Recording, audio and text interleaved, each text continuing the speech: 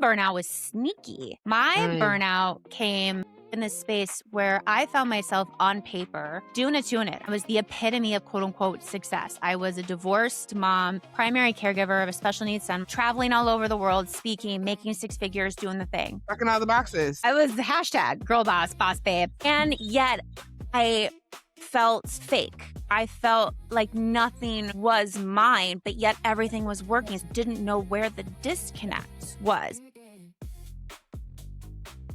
One of the reasons burnout has become so difficult to escape is because people keep trying to solve it with more optimization. If I just buy a better planner or become better at my morning routine, insert this productivity app, let me get a habit tracker or color coded calendar, better sleep routine, a better 5 a.m. CEO lifestyle. And, I'm not anti routine. I live by my routine. My calendar is my best friend. It is also very color coded. But I don't think that that support and that structure is absolutely necessary for everyone. And sometimes it just doesn't support our lives in the way that we're actually living it. Most of us are not burnt out because we forgot to buy the right planner. Most people are exhausted because we have normalized lives that require us to constantly abandon ourselves, our expectations, our emotional labor, the constant accessibility, the overfunctioning, the inability to rest without guilt, the pressure to always be useful or responsive, productive, agreeable, emotionally available, on and on and on and on and on, especially for those of us who are caregivers, some of us who are women, especially for people who like to perform high and at high clips. Um, we've learned early on that our value came from how much we could carry and how much we could do. And eventually, our burnout stops being about time management and it's a source of abandonment. I'm joined today by the amazing Mel McSherry. How are you, Mel? I'm fantastic. How are you? I'm doing good. I'm going to tell our audience a little bit about you and your work, and then you let me know if there's anything I leave out. Okay. Mel McSherry, my friend. Work centers around alignment, sustainable living, burnout recovery, and helping people rethink the internal standards driving and drawing them into their lives. What I really appreciate about Mel is your perspective cuts through a lot of the performative wellness culture that we see online. So much of the advice forces, again, that optimization before asking a much more important question: what kind of life do I actually want to live and sustain? And I think that question matters very deeply in our culture where exhaustion has become so normalized and overfunctioning is often rewarded. Mhm. So, this conversation, I hope, is very honest and practical, like all the conversations we have on Right There With You. I don't want to sit in some uncomfortable truths, but all in the right ways. So, let's get into it. Is there anything that I left out? No, I love the way you framed that. That was awesome. Okay, so let's talk about like burnout in general. Social media has really convinced a lot of us that it's something that we just need to optimize our way out of. And optimization is one of those like Yeah. loaded corporate sounding words. I think we do have to optimize our time sometimes, but what do you think about the social media pressure to just wake up earlier and meditate longer, drink more water and be more Yeah. disciplined? Uh, I mean, Yeah, tell me your thoughts there. so many I know you've thoughts got some. swirling. The thing that kind of cracks me up is that this whole optimization theme, right? It's even going so far as like AI, delegation, all these things. While I understand the benefits and the purposes behind them, what I don't like is that we are throwing those words around without really understanding, well, what does optimization actually mean to me? What is it that I actually need to quote unquote optimize? Which then goes even deeper to then like, what is your operations manual? What is your systems? What are your processes? And the thing is a lot of us don't sit there and connect with that or even think about it. We just think that if we get the right funnel, the right tool, the right AI, the right whatever, that's going to magically fix what's quote unquote broken when nothing is actually broken. We just haven't actually understood how we are designed to create what we want. And that's overwhelming. I love that you were talking about in the beginning, like, what do you want? That's my favorite question I ask my clients. It's like the first question in my book, She Profits. What do I want? And Yeah. the thing is that it can be overwhelming because Especially when you've never asked that question about your life before. I'm finding a lot of right, folks, that are around our age or maybe even in their 30s and younger are asking, "Okay, what do I actually want?" Because we spend so much of our early adulthood trying to get things that well, first of all, a lot of us are just trying to find our basic needs.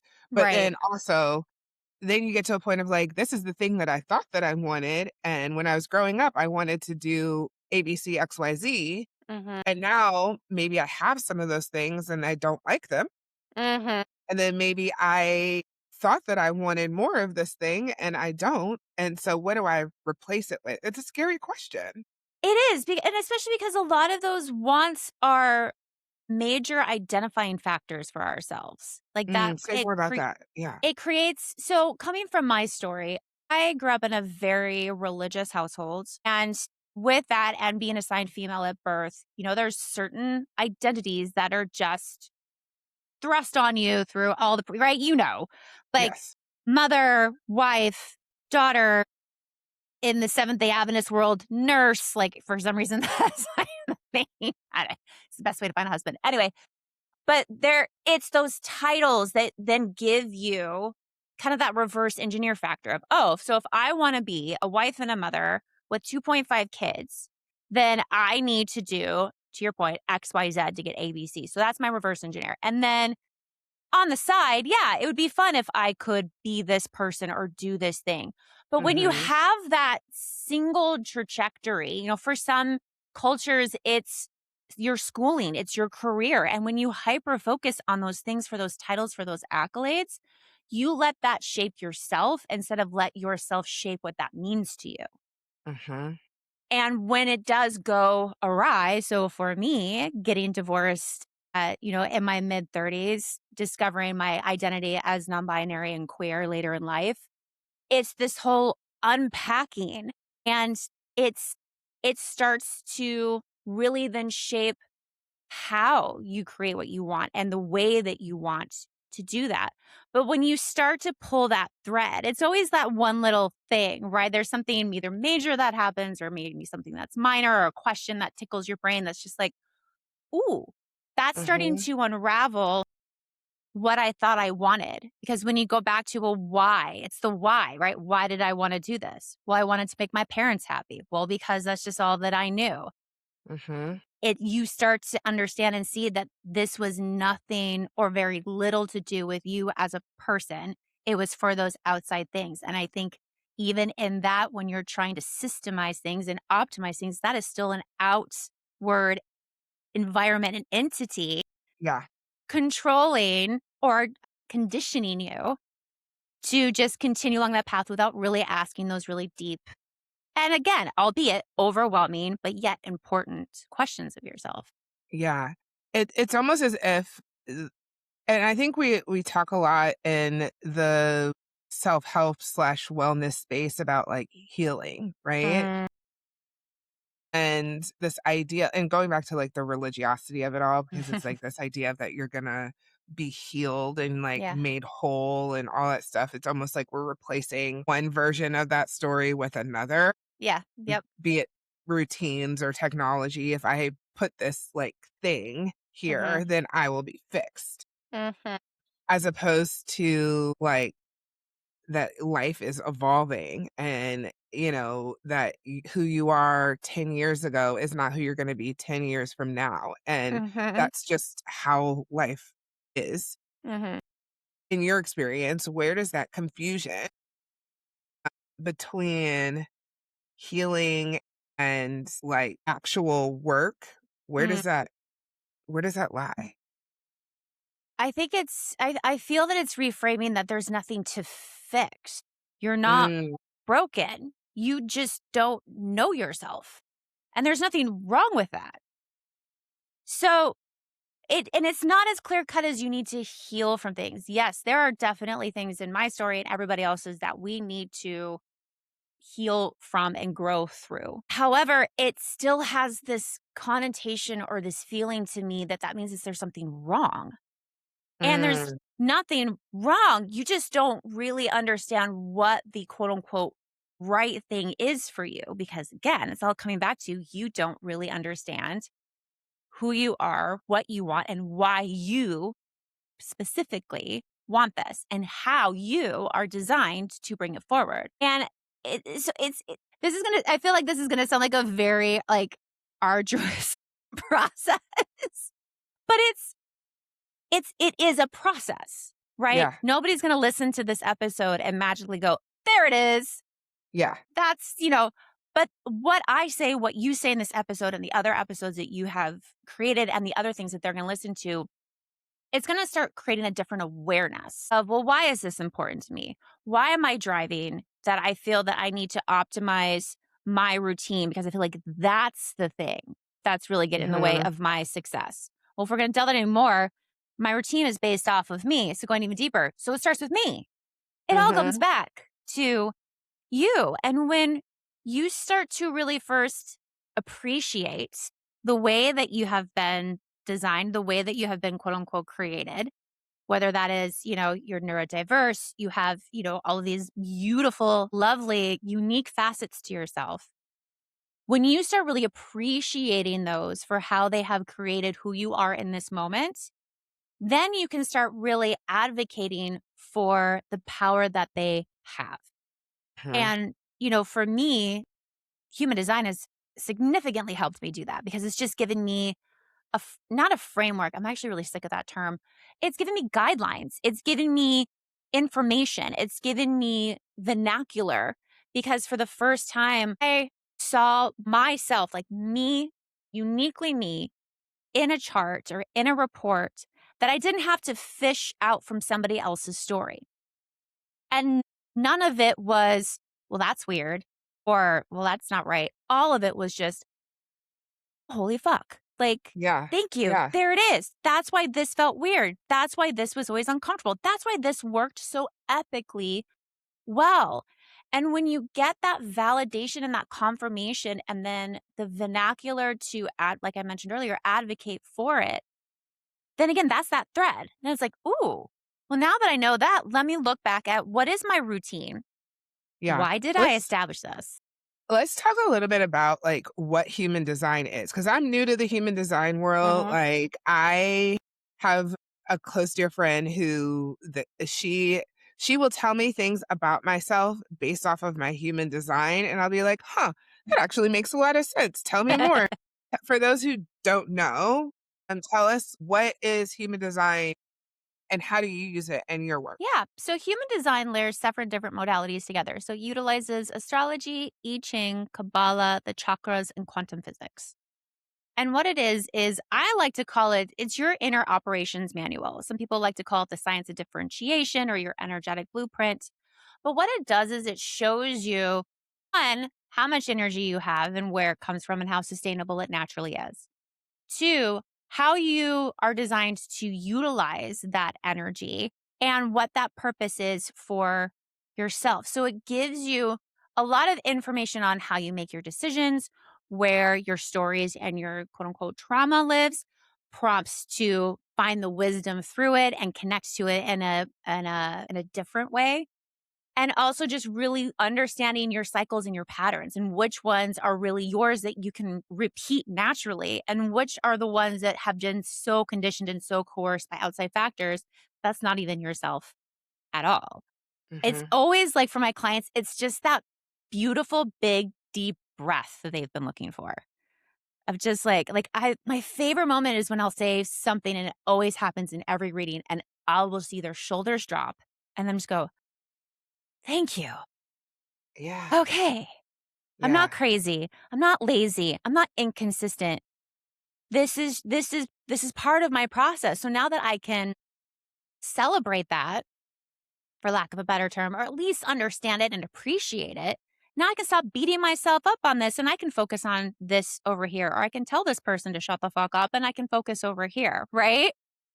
So it just gives you more control, for lack of a better word, around how you create the business, the money, and the life that you want. And I utilize it in partnership with a lot of traditional, because some people call this a spiritual tool. I just call it a tool.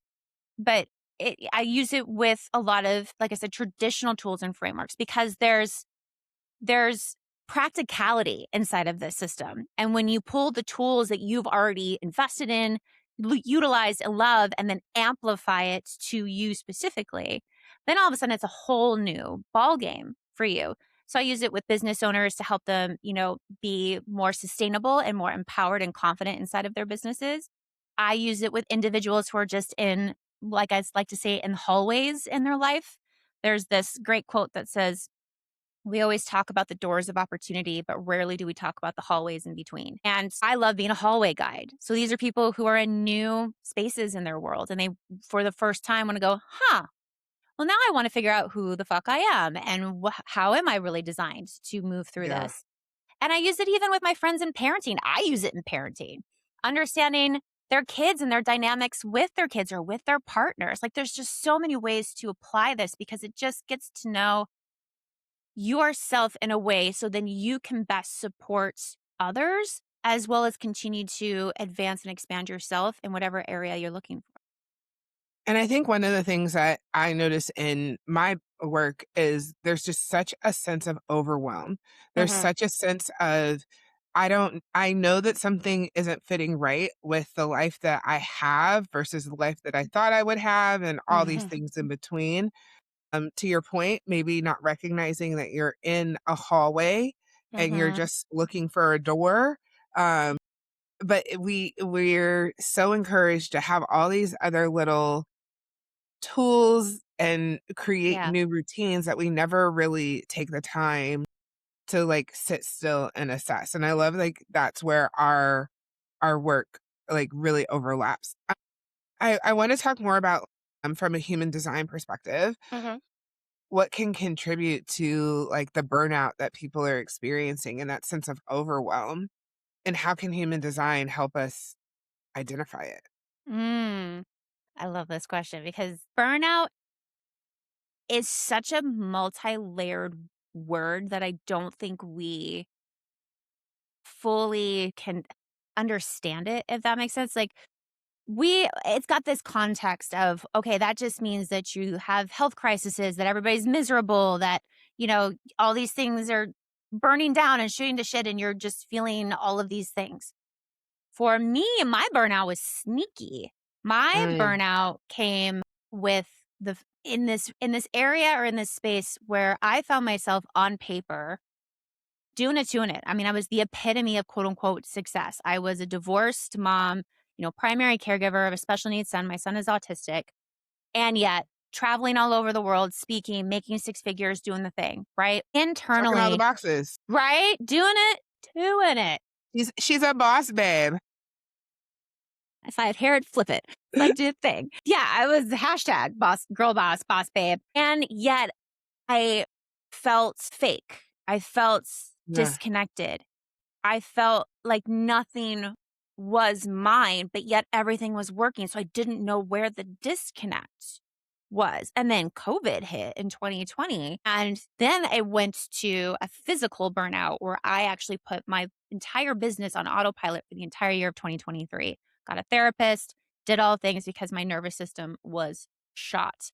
So there's different ways to experience burnout. What I think and feel is the number one cause of all of it is going back to what we originally said, which is we try to over systemize, we try to over advance and over exert It's like who we are over and what we do. engineer. Like we Yeah. try to like and I that's how it's like. 'Cause my burnout was very similar, like, when the pandemic hit, I was, "Oh, yeah, I don't have to travel for 8 weeks, Right? this is gonna be great." I had just bought a house, I can unpack and all this other kind of stuff, and thinking that I was going to still be able to maintain that same clip, in the small confines of this home with a small child was really my expectation. And then I realized, no, I don't have any place to be. My nervous system finally could catch up to my Mm, body. And mhm. it was almost like I had hit a brick wall. Yeah.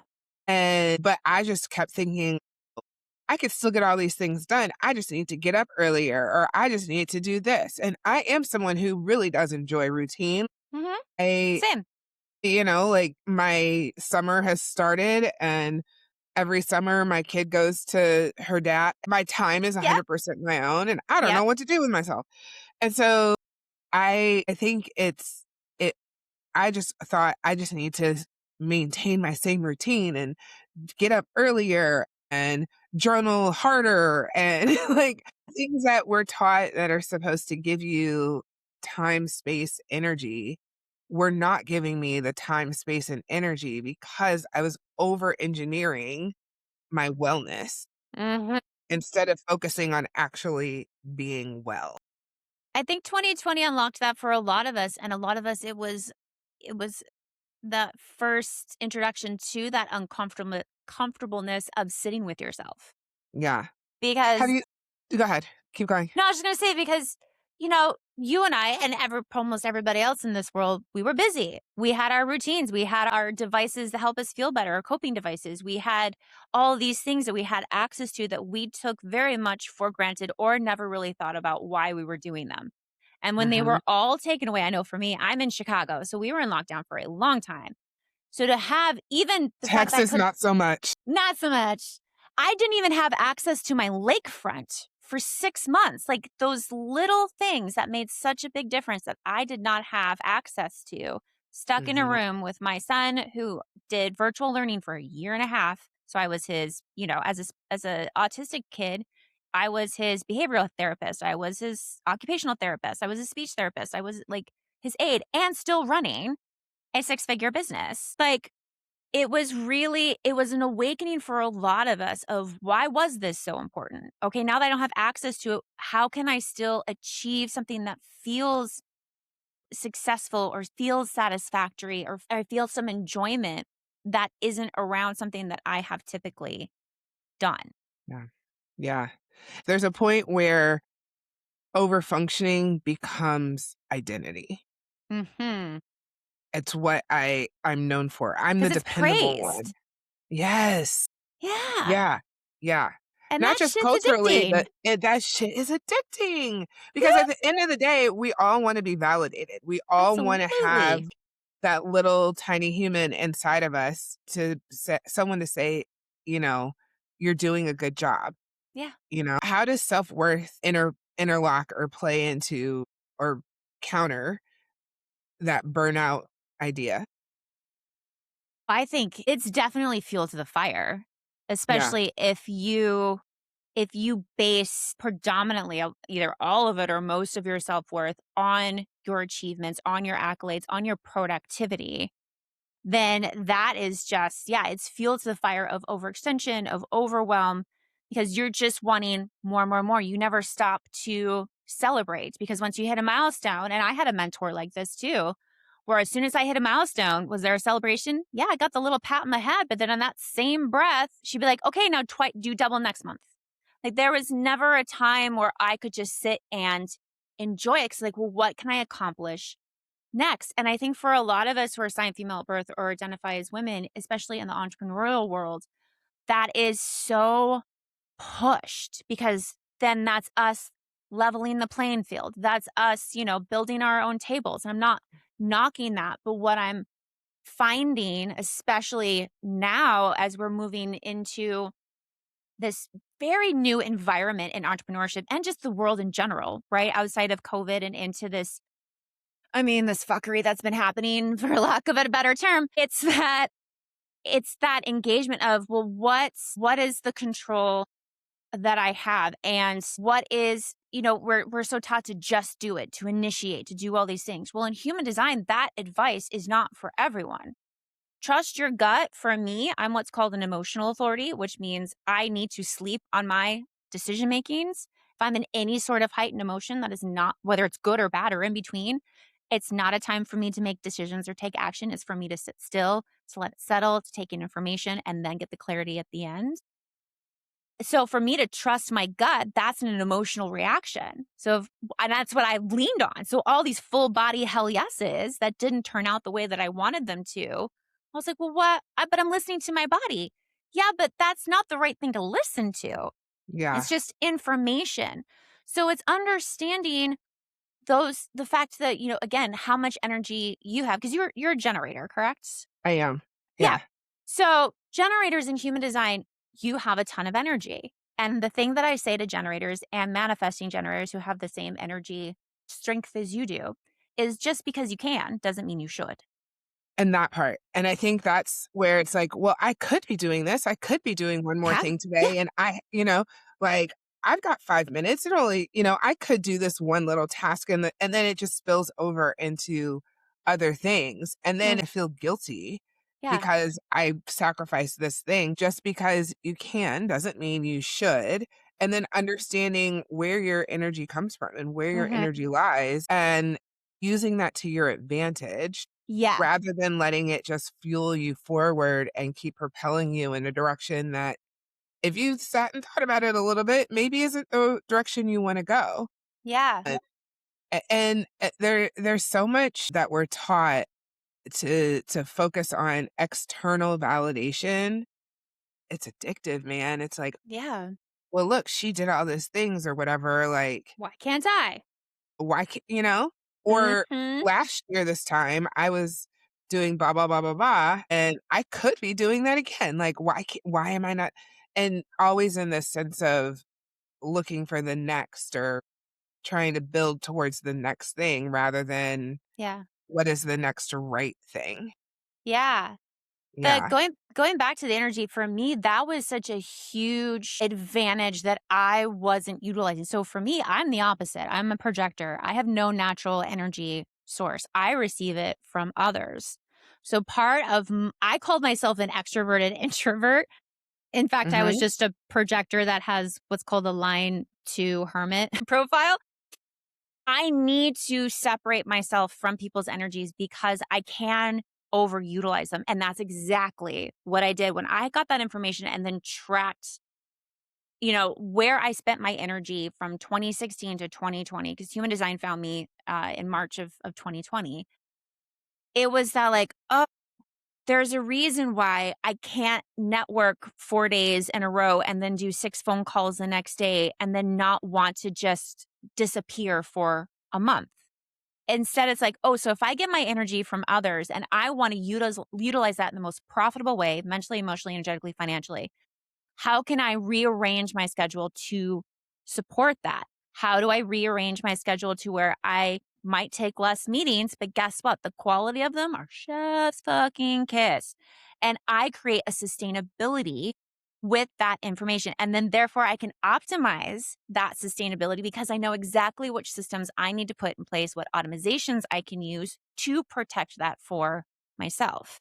And Mhm. so when you start to really capitalize on your uniqueness and on your design, then yeah, there are still moments of frustration. Believe me, as a projector, my strategy is wait to be recognized and invited. I'm sorry. Like, no, I have to wait. And in fact, 90% of us have a strategy that has a wait inside of it, like Mm, wait to respond, wait to be recognized, invited, and so forth. And even that's a little bit of a mind fuck because we're not told that. We're told to attack, to initiate, to go for the ask. And it's not that you can't do that. There is no can or can'ts in human design. That's another thing I really want to make sure people understand. It doesn't give you a set of rules and a set yeah, of boundaries or a set of systems. It's guidelines. It's information yeah. for you to take in, to customize, to play with and understand what that means to Suggestions. you. Yeah, Exactly. And you yeah. get to and that's what I love about it. It's not this system that's just like, "Here it is, now you're good." The person who brought it forward says it takes an average of 7 years for you to incorporate it and understand that, and I love that because it's just like, "Ooh, so I can just take this bit by bit, and I can just see where I move to next to really start optimizing my systems and my processes and myself all at the same time." And so when you start to really like I said, capitalize on your uniqueness, on your individuality when it comes to your energy, that then just gives you such a customized lens on everything else that can optimize your boundaries, that can systemize your success in a way that is sustainable and still yours without getting lost in that overwhelm, overextension, or Yeah. somebody else's identity. Yeah. Without getting caught up in the burnout. I want to Yeah. take a pause here for a second, because if someone is listening to this episode and realizing, wait, maybe I don't actually need another productivity system. Maybe I just need a different relationship with myself. It's exactly why I created the Burnout Bundle. It's a bundle of guided resets for people navigating high functioning burnout, emotional fatigue, chronic stress, overfunctioning, work life imbalance, and the pressure to constantly perform at unsustainable levels. Inside the system, we unpack how burnout and nervous system overload become part of your day to day life, what to look for in emotional exhaustion, how you can find work life rhythm, sustainable ambition, what you can do to avoid leadership fatigue, and how to rebuild without abandoning yourself in the process. Because burnout often is not a character flaw, it's a design flaw. And clarity is how we stop surviving chaos and start leading through it. If you want to learn more, you can visit iamcasscooper.com, and it's also in the show notes. Let's get back into the conversation. All right, Mel. So let's go in. Listen, we could talk for hours and hours, but I also want to be conscientious of the these And it's totally fine. and I love that for me. I think also, like, I have a Patreon, so I think we need to do is we need to bring you in and get some folks to, like, and maybe do a little, like, workshop-y kinda thing. So let's Yes, talk about how we can please. do that. But All right. so, like, as we rebuild, as I started to rebuild, my life post burnout and being in burnout recovery, it was really difficult because slowing down like really forced me to confront parts of myself that I was really trying to avoid, especially by staying busy, right? Mhm. And that's super uncomfortable. The exhaustion, like we said, becomes familiar. It's part of my identity. It's like, oh, I'm just always A so badge of tired. I never honor. have time for this. And like, it almost gets into this, like, martyrdom situation, and the overfunctioning became like a sense of safety. I didn't have to work on being more vulnerable in my relationships because I was too tired. And it's like, I can't have that conversation. I'm just too tired. Mm, And so I really found that rebuilding required so much honesty before it required like a strategy.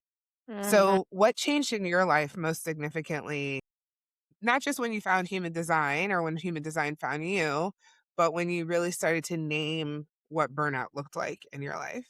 Mm. I mean, so much of what you said just, like, resonated in my soul because it is it was very similar of that, when you pull away when you pull yourself away from those titles and you really start to look at your true identity and beauty that it holds, the quirkiness that it holds, the Mm. fuckery that it holds, and learning to appreciate that as much as you can in the moment, because that also is a process. Letting other people in as well inside of that, whoo, did that take time. And I And it's I an mean, ongoing thing. I think it's there's an also, it's like, ongoing thing. I literally was having a conversation this morning and I was like, "You know what?" And like in my head, I was like, "I'm going to be vulnerable because this person has decided to show up for me in Mhm. a very specific way, in a specific capacity, and I'm going to allow that. And so I'm going to clue them into what's really going on with me." Yeah. Like, that's a conscious thought. Like, I Yeah. have to train my brain to accept that as, and before I'd be like, "I'm too busy to have this conversation." Mhm. For Like, me, it was also so my partner, we've been together for almost 7 years at the time of this recording, and he, besides my close, close, close, close friends, he's the first person I've had an intimate relationship with that is the definition of intimate. Like, the way that I unmask myself around him and not even second guess it, like, I mean, my entire childhood was me hyper fixated on who I needed to be and how to make sure I didn't sound stupid and what is my role again, what is my title, what is my identity, and then I took that and ran with it. Mhm. And when I started really understanding the pieces of me that I had been hiding or incorrectly naming and really understand like, "Oh, no, no, no. This this is who I am." Okay, so with that, why am I hiding this from people? Like the people who truly love me. And this comes with age, right? I'm going to be 45 in a couple of weeks, and so it's that like it's a You part of give that less too. of a Yeah, shit. it's Yeah, very 0 fucks. Like, yeah, it is yeah. what it is, and the people I who love love it you will here, love you. Yeah, honestly. I do too. For those who haven't turned 40 yet, just wait. Like, Don't it's yeah, I started to feel it, yeah, around 40, 41. I'm like, because it's mhm. that question of like, no one's gonna come save you, but also who's gonna come stop me? Yeah. Yep, and Yeah. playing in that of just like Yes. and also being open to the information you get when you put that out there. Because I think too that Mm, we tend to overthink for some of us overthinkers, we think of all the things that could happen, right? And yes. so to make sure that that doesn't happen, we're just not gonna do that.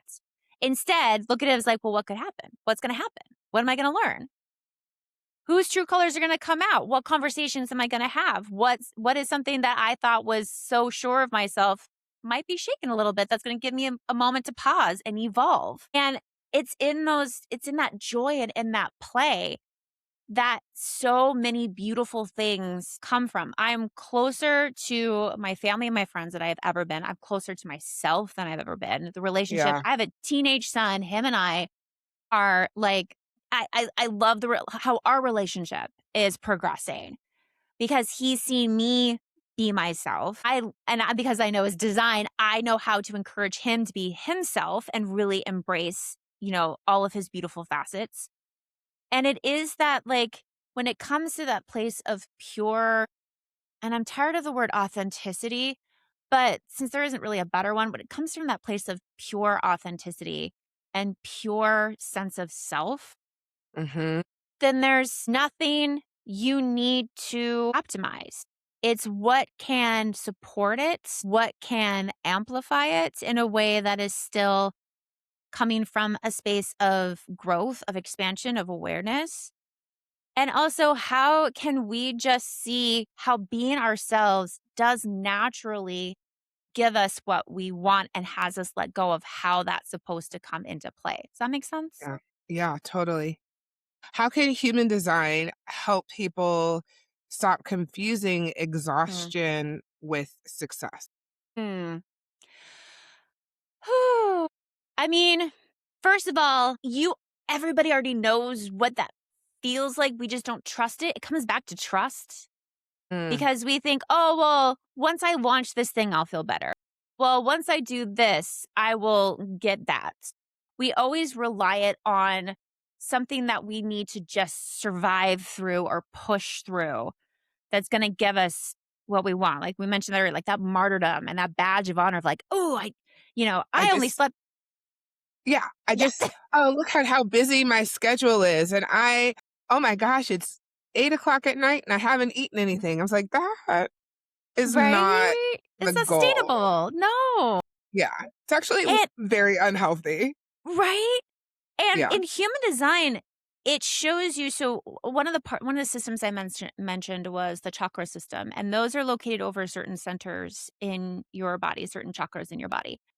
That's a part that I really love to work with my clients because there are elements in there. So we have open centers, which is where you receive information. But that's also where you could have some conditioning, have some stories built up in there, some reactivity that isn't necessarily profitable to you. And then you have your defined centers, which are your systems of process. Those are the places that you filter that information through to really clarify what is yours. And 9 times out of 10, actually, I should say 10 times out of 10, the patterns and the cycles that people find exhausting that they can't seem to come out of is because they've just misused an open center. And when we Mm, start to just really define that center for themselves of what are the prompts, what are the themes, And again, it's not necessarily something we're like, and now do XYZ. Even just in that awareness, it's just like, okay, so when you feel this in your body, or when you say yes because you want to prove your worth, that's a little indicator that that's probably not the best way. So let's go back to your actual authority. Let's go back to your spleen, or let's go back to your sacral. Let's go back to your emotional. Let yourself write it out, or understand really how to Mm, understand the information that your system is providing for you. So it gives you yes. those pauses, and then almost choose your own adventure process, because you have all the tools, you have all the pieces in the puzzle with your human design. It's just, ooh, in this moment, which ones do I need to call on, and what do I need to do to really utilize and understand this for Yeah. myself? Yeah.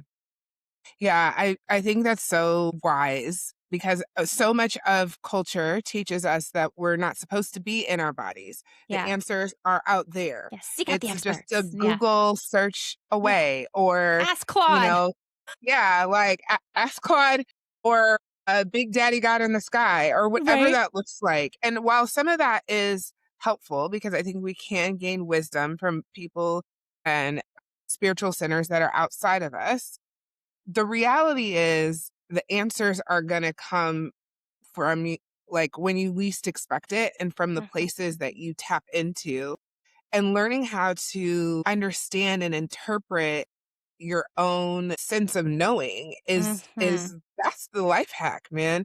I Yeah. remember when I was younger, I went to these, like, some people went to basketball camp, I went to social justice leadership camp. And Of course you so did. what trucks. And so one of the things that I always paid attention to is when my body would get very hot, right? Or Mm. like I would feel like my throat like kind of close up, and Mhm. like the uncomfortability about the different topic and like where that was Mm. coming from. And even still to this day when I have like a cuz I talk for a living, and so when Yeah. that gets clogged up, I'm like, what is my body trying to tell me? What about this subject is hard for me to articulate? What Mhm. do I feel unknowing about? And how do I make sure that I'm paying attention to that? And rather than just fighting through it, Mhm. let me take some time to sit in that and to examine where that's coming from. 16-year-old Cass at social justice camp did not have the ways to do that. But Right. now over time, I've been able to recognize that in my body. Yeah. And that to me is such a beautiful and healthy way that I just hope everybody is able to learn how to do that ultimately. I couldn't And of agree course, more. my guys are cutting the grass. Can you hear that? Actually, barely, so you're good. Okay, good. Because I was like, "Oh my god," because they're right here by the window, and I'm like, "Seriously? You have to cut the bush right now?" Anyway, Never, but that's never fails. okay because That's I have okay, we'll move emotional through it. regulation, There you and go. I'm not gonna let it phase me, you know Just what I let mean? it just breathe and move through. One of my favorite quotes, and I've never been able to find who has originally said this, so if somebody who's listening knows, please let me know. Yeah. But the quote is, "You have everything inside of you to answer the call of your soul, you just have to find it." Oof, And that's beautiful. for me, that It's giving CS. GPS would it? That'd be interesting. Okay, we're Okay, you gonna you do your we're gonna sleuthing. yeah, yeah, yeah. But it is that it is that pausing into ourselves. And it is Mhm, that, well, let's take a deep breath, and why am I feeling this way? And maybe sometimes you can't do it in the moment due to certain situations, but you always have time after to be like, ooh, so that went interesting. How can I, in a very positive and supportive way, evaluate myself in that? mhm, mhm, What did happen? Because we all naturally live inside of our human design. Whether you decide to spend time with it or not, I love that. Like, you do you, boo boo. But the way that we are through design is who we are naturally. So I always tell people, like, even if you never want to touch human design, go back to your most profitable decision that you've made to date, whether in life or in business, and take a moment and reflect on the entire process from start to finish. That was your design in action. And when you can see that and understand that this wasn't just a one off, that it is quote unquote copy and pastable or repeatable in a way, then it mhm. still gives you that, like, oh no, I do know a lot more than I give myself credit for. Oh no, I really don't like. to do this. So I might not have a second option, but at least I know not to do this anymore. So now that that's been cleared, what other conversations and spaces can I be in to bring in that next Yeah. option? And so it's embracing the pauses. Embrace the pauses. Don't push through them because the pauses is where the beauty happens. The pauses is where the learning happens. And if we just keep running from one doorway to the other and like fucking the hallway, then you're really not changing anything. You're going to step into the exact same room, just designed differently. Yeah. But Yeah. when you have that information and that way to just move through the hallway and just go, huh, and just pause for a minute and think, look at this, or take time with this, or reevaluate this. Then when you get to that new door, the pieces of you that are no longer needed are blessed and released. Those that are ready to come forward are you have the awareness around them. And then you can step into that room as a whole new person with a stronger set of foundations. Yeah. That's beautiful. So every episode this season, I'm asking one question to everyone. What is an area of chaos that you are currently whispering to, either in your Mm. life or in the life of others? Because I know you work a lot with other people. So we can do a little caveat. I think this is for all of us. It's the chaos of the unknown and the fact that none of us have an answer. Like we are so taught that some expert has the answer, that there's, again, going all the way back to the beginning of this conversation, there's some system that we can optimize to like get us through it. No, fun fact, none of us do. We are all in this together. So it is really about, again, this is a beautiful time for you to come to yourself. So how do you as an individual contribute to this shift as a collective inside of your community instead of looking for your community or your collective to Yeah. draw it out from you? What is, because there is beauty in the chaos. I do love, I'm a Gemini and a Scorpio. Like I love me some chaos. There is a lot of beautiful clarity that comes from chaos. And so it's understanding that, like, ooh, if there's chaos, that means something's being shook up. All right. I mean, yes, it could be exhausting. Yes, there's so much that goes on with it. But there's that glimmer of, ooh, that means something's changing. That means something better is coming, something more advanced is progressing. Ooh. And then you can find those ways of like, okay, so who do I want to be or how do I want to step into it? And what is it that I need to do to be that best version of myself when it arrives? Yeah. That's so good.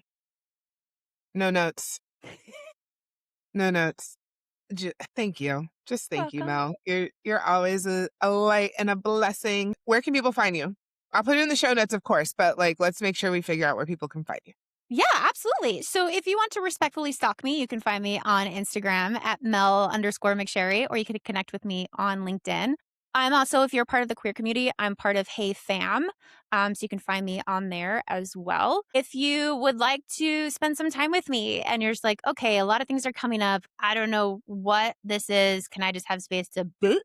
I offer complimentary 30-minute virtual coffees, no sales, no pressure, just a safe space for you to ask questions and to process.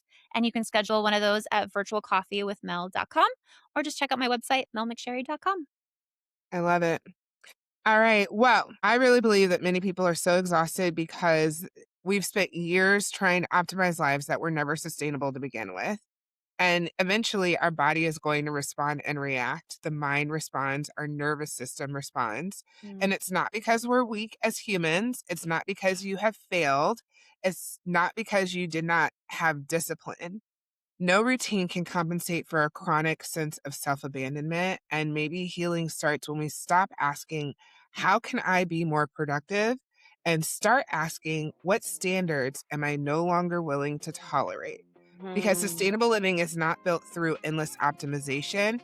It's built through rigorous honesty, through alignment, through healthy boundaries, authoritative self trust, and through redefining success in ways that actually leave room for our humanity. To me, the goal is not becoming someone who can handle more pressure. The goal is becoming someone who no longer believes suffering is the price of my worthiness. If this episode gave language to something you've been carrying, again, the Burnout Bundle was built exactly for this kind of season. Until next time, let's stop reacting and start interpreting. My name is Cass. I'm the Chaos Whisperer, And again, I am right there with you. Thank you so much for listening. If this episode gave you language for something you've been carrying, I'm so glad. That's not where it stops. Remember that clarity is a skill and it's one that you can build, but you got to build it in community. Let's go deeper together inside of the Patreon. You can find the link in the show notes. Be sure to turn on your notifications, like, subscribe, share all the things. Leave me a comment. I really do read every single one of them. If something really stood out to you, I'd love to hear about it. If not, you can keep it to yourself. I appreciate the engagement though. Until next time, remember, stop reacting and start interpreting.